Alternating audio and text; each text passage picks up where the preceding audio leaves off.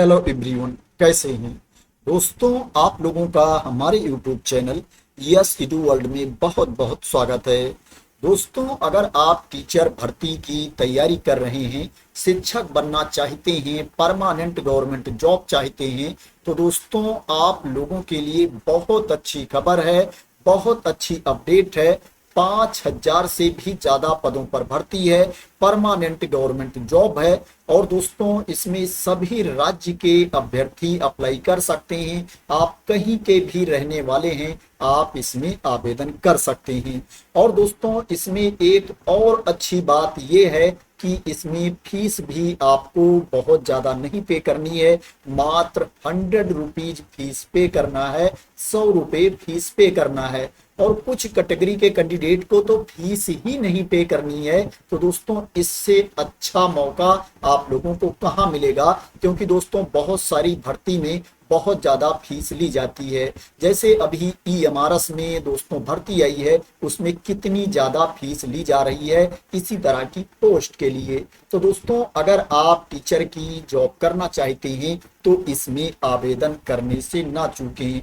दोस्तों सब्जेक्ट की बात करें तो इसमें मैथ की वैकेंसी है, इंग्लिश की वैकेंसी है, सोशल साइंस की वैकेंसी है, नेचुरल साइंस की वैकेंसी है। दोस्तों इसके अलावा इसमें हिंदी की वैकेंसी है, हिंदी के अलावा संस्कृत की वैकेंसी है, उर्दू की वैकेंसी है, पंजाबी की वैकेंसी है, ड्राइंग टीचर की वैकेंसी है और स्पेशल एजुकेशन टीचर की वैकेंसी है। नंबर ऑफ पोस्ट की बात करें तो जो एग्जैक्ट नंबर ऑफ पोस्ट है 5346 है।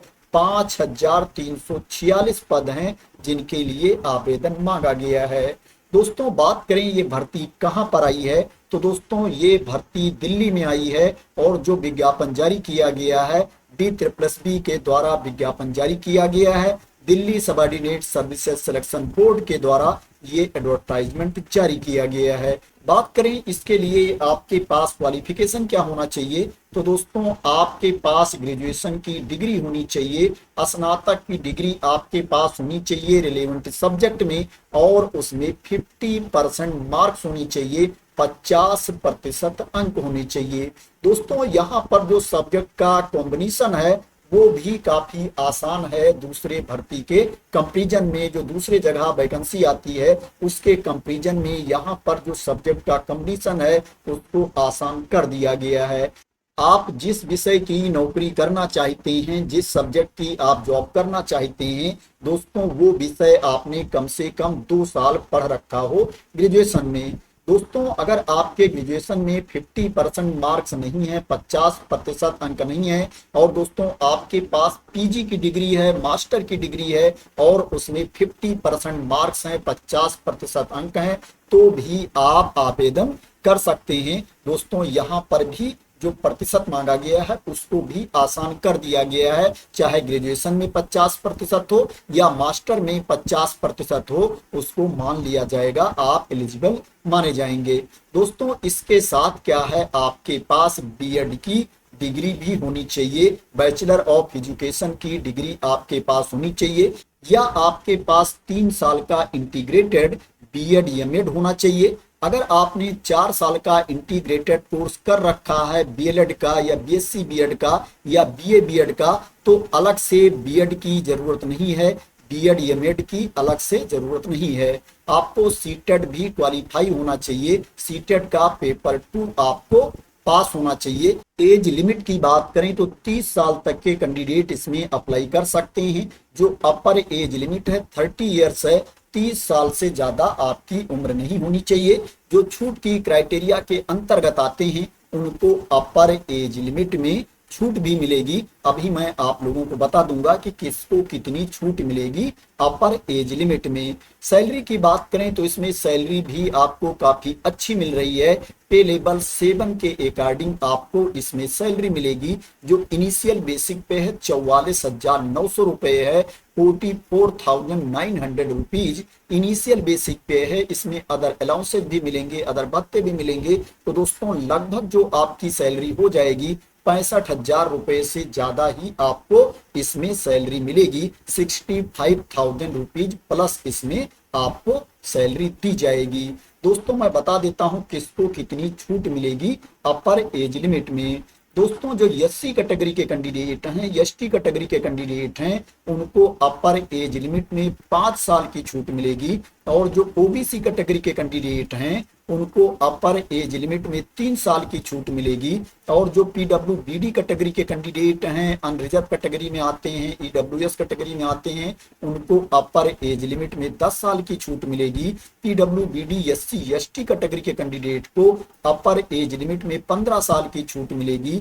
पीडब्ल्यूबीडी ओबीसी कैटेगरी के कैंडिडेट को अपर एज लिमिट में 13 साल की छूट मिलेगी। और जो एक्स सर्विसमैन है उनको सर्विस ईयर्स प्लस 3 इयर्स की छूट मिलेगी अपर एज लिमिट में। तो दोस्तों ये एज में रिलैक्सेशन के बारे में इंफॉर्मेशन थी।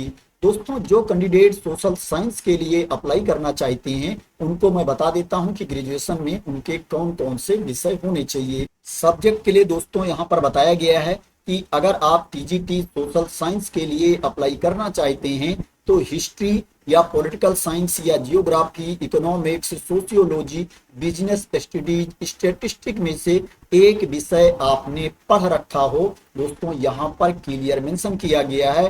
दोस्तों कहीं कहीं पर क्या है बताते हैं कि आपने 2 सब्जेक्ट पढ़ रखा हो या ये विषय पढ़ रखा हो। दोस्तों यहाँ पर एक ही विषय अगर आपने पढ़ रखा है तो क्या है आप टीजीटी सोशल साइंस के लिए आवेदन कर सकते हैं। अगर आप ड्राइंग टीचर के लिए अप्लाई करना चाहते हैं तो आपके पास जो क्वालिफिकेशन होना चाहिए, आपके पास 5 साल का डिप्लोमा होना चाहिए, 5 इयर्स का डिप्लोमा होना चाहिए ड्राइंग में या पेंटिंग में या ग्राफिक आर्ट्स में, या आपके पास मास्टर डिग्री होनी चाहिए ड्राइंग पेंटिंग में या फाइन आर्ट्स में, या आपके पास ग्रेजुएशन की डिग्री होनी चाहिए ड्राइंग में या पेंटिंग में या फाइन आर्ट्स में, प्लस 2 इयर्स का 2 साल का फुल टाइम डिप्लोमा होना चाहिए पेंटिंग में या फाइन आर्ट में। दोस्तों अगर आप स्पेशल एजुकेशन टीचर के लिए अप्लाई करना चाहते हैं तो आपके पास जो क्वालिफिकेशन होना चाहिए, आपके पास ग्रेजुएशन की डिग्री होनी चाहिए और साथ में बीएड होना चाहिए स्पेशल एजुकेशन में, या आपके पास बीएड की डिग्री हो और 2 साल का डिप्लोमा होना चाहिए स्पेशल एजुकेशन में, या आपके पास पोस्ट ग्रेजुएट प्रोफेशनल डिप्लोमा होना चाहिए स्पेशल एजुकेशन में, या आपके पास दूसरा कोई समकक्ष क्वालिफिकेशन होना चाहिए और आपको सीटेट भी क्वालिफाई होना चाहिए, सीटेट का पेपर 2 आपको पास होना चाहिए। तो दोस्तों ये क्वालिफिकेशन के बारे में इंफॉर्मेशन थी। आशा करते हैं कि आपको क्लियरिटी मिल गई होगी। अब दोस्तों बात करते हैं कि इसमें किसको फीस पे करना है, किसको फीस नहीं पे करना है। दोस्तों जो महिला अभ्यर्थी हैं, एससी कैटेगरी के कैंडिडेट हैं, एसटी कैटेगरी के कैंडिडेट हैं, पीडब्ल्यूबीडी कैटेगरी के कैंडिडेट हैं या एक्स सर्विसमैन हैं, उनको कोई फीस नहीं पे करना है, वो फ्री ऑफ कास्ट इसमें अप्लाई कर सकते हैं। इसके अलावा जो कैंडिडेट हैं, इसके अलावा जो अभ्यर्थी हैं, उनको 100 रुपीज फीस पे करना है, 100 रुपए फीस पे करना है। और ये जो आपको फीस की पेमेंट करनी है ऑनलाइन मोड में फीस आपको पे करना है। तो ये फीस के बारे में इंफॉर्मेशन थी। अब बात करते हैं इसमें आपका सिलेक्शन कैसे होगा, सिलेक्शन का प्रोसेस क्या है। दोस्तों इसमें सिंगल एग्जाम होगा, टियर 1 एग्जाम के बेसिस पर आपका सिलेक्शन किया जाएगा। 2 घंटे का पेपर होगा, टोटल 200 प्रश्न पूछे जाएंगे, 200 क्वेश्चंस पूछे जाएंगे और जो प्रश्न पूछे जाएंगे वो ऑब्जेक्टिव टाइप के क्वेश्चंस पूछे जाएंगे, बहुविकल्पीय प्रश्न पूछे जाएंगे। इसके लिए जो अंक निर्धारित है 200 अंक निर्धारित है, एक प्रश्न 1 अंक का होगा। जो पेपर होगा उसमें 2 सेक्शन होंगे, section A and section B. Section A में जनरल अवेयरनेस से प्रश्न पूछा जाएगा, general intelligence and reasoning ability से प्रश्न पूछा जाएगा, अर्थमेटिकल एंड न्यूमेरिकल एबिलिटी का प्रश्न होगा, test of Hindi language and comprehension होगा, test of English language and comprehension होगा। प्रत्येक से दोस्तों 20 मार्क्स का क्वेश्चन होगा, मतलब प्रत्येक से 20 प्रश्न पूछे जाएंगे। 100 क्वेश्चन सेक्शन ए में होगा दोस्तों और उसके लिए 100 मार्क्स निर्धारित है। दोस्तों जो सेक्शन बी होगा इसमें भी 100 क्वेश्चंस पूछे जाएंगे, 100 प्रश्न आपसे पूछे जाएंगे और उसके लिए जो अंक निर्धारित है 100 मार्क्स निर्धारित है। दोस्तों इसमें क्या है, जो प्रश्न होगा कंसर्न्ड सब्जेक्ट से प्रश्न होगा और दोस्तों टीचिंग मेथडोलॉजी एंड बीएड से संबंधित प्रश्न इसमें पूछा जाएगा। दोस्तों इसमें जो सेक्शन ए है इसमें मिनिमम क्वालिफाइंग मार्क्स नहीं है। दोस्तों इसमें आप चाहे जितना अंक लेकर के आते हो आपको पास माना जाएगा, लेकिन जो सेक्शन बी है इसमें मिनिमम क्वालिफाइंग मार्क्स है, उतना आपको लेकर के आना पड़ेगा, तभी दोस्तों आप पास माने जाओगे। अगर आप मिनिमम क्वालिफाइंग मार्क्स नहीं लाते हो तो आपको पास नहीं माना जाएगा, आपको असफल माना जाएगा। जो मेरिट लिस्ट तैयार की जाएगी दोस्तों, सेक्शन ए में जो आपको अंक मिलेंगे, मार्क्स मिलेंगे, और सेक्शन बी में जो आपको अंक मिलेंगे, मार्क्स मिलेंगे, दोस्तों दोनों के अंकों को जोड़ करके फाइनल मेरिट लिस्ट तैयार की जाएगी और कैंडिडेट का सिलेक्शन किया जाएगा। दोस्तों मैं आप लोगों को बता देता हूं कि किसको कितना अंक लेकर के आना पड़ेगा, इसमें मिनिमम क्वालिफाइंग मार्क्स क्या है। दोस्तों इसमें निगेटिव मार्किंग भी होगी। अगर आप किसी प्रश्न का गलत उत्तर देते हो तो एक गलत उत्तर के लिए 0.25 मार्क्स काट लिए जाएंगे, 1/4 अंक आपका काट लिया जाएगा अगर आप किसी प्रश्न का गलत उत्तर देते हो। दोस्तों मिनिमम क्वालिफाइंग मार्क्स की बात करें तो जो जनरल कैटेगरी के कैंडिडेट हैं, ईडब्ल्यूएस कैटेगरी के कैंडिडेट हैं, उनको 40% मार्क्स लेकर के आना है, 40% अंक लेकर के आना है। जो ओबीसी कैटेगरी के कैंडिडेट हैं उनको क्या है, 35% मार्क्स लेकर के आना है, 35% अंक लेकर के आना है।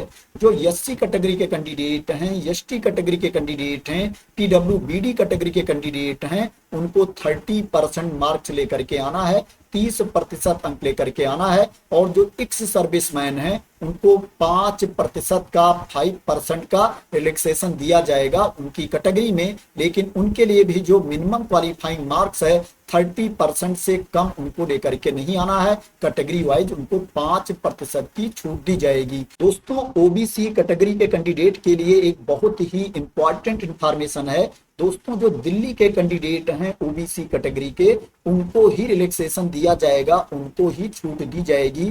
दूसरे राज्य के ओबीसी कैटेगरी के कैंडिडेट को रिलैक्सेशन नहीं दिया जाएगा, यहाँ पर मेंशन किया गया है। प्लस दोस्तों आप देख सकते हो यहाँ पर भी मेंशन किया गया है, आप इसको रीड कर सकते हैं। तो दोस्तों ये रिलैक्सेशन के बारे में इंफॉर्मेशन थी।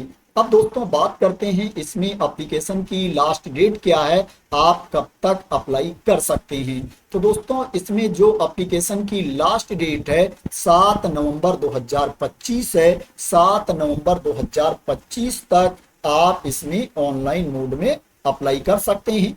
जो एप्लीकेशन स्टार्ट है 9 अक्टूबर 2025 से एप्लीकेशन स्टार्ट है। दोस्तों ये अप्लाई करने का लिंक है, इस पर आकर के पहले आपको रजिस्ट्रेशन करना पड़ेगा, उसके बाद आपको इसमें लॉगिन करके अप्लाई करना पड़ेगा। तो दोस्तों ये दिल्ली में वैकेंसी निकली है, दिल्ली में दोस्तों भर्ती है, 5000 से भी ज्यादा पद हैं दोस्तों, 5346 पद हैं जिनके लिए आवेदन मांगा गया है। आशा करते हैं दोस्तों आपको इस वैकेंसी के बारे में क्लियरिटी मिल गई होगी और दोस्तों आप लोग मेरे द्वारा दी गई इंफॉर्मेशन से सेटिस्फाई होंगे। दोस्तों अगर आपको इस वैकेंसी के बारे में क्लियरिटी मिल गई हो और इसी तरह की इंपॉर्टेंट अपडेट चाहते हैं, इंफॉर्मेशन चाहते हैं, वैकेंसी की न्यूज चाहते हैं, तो दोस्तों आप लोग मेरे चैनल को सब्सक्राइब कर लेना अगर अभी तक सब्सक्राइब ना किया हो। दोस्तों ये जो एप्लीकेशन वाली पीडीएफ है, नोटिफिकेशन का लिंक है दोस्तों, उसको क्या है मैं अपनी टेलीग्राम चैनल पर डाल दूंगा, वहां से आप लोग इस पीडीएफ को डाउनलोड कर सकते हैं और पूरी इंफॉर्मेशन अपने आप भी चेक कर सकते हैं, रीड कर सकते हैं। तो थैंक यू सो मच दोस्तों फॉर वॉचिंग।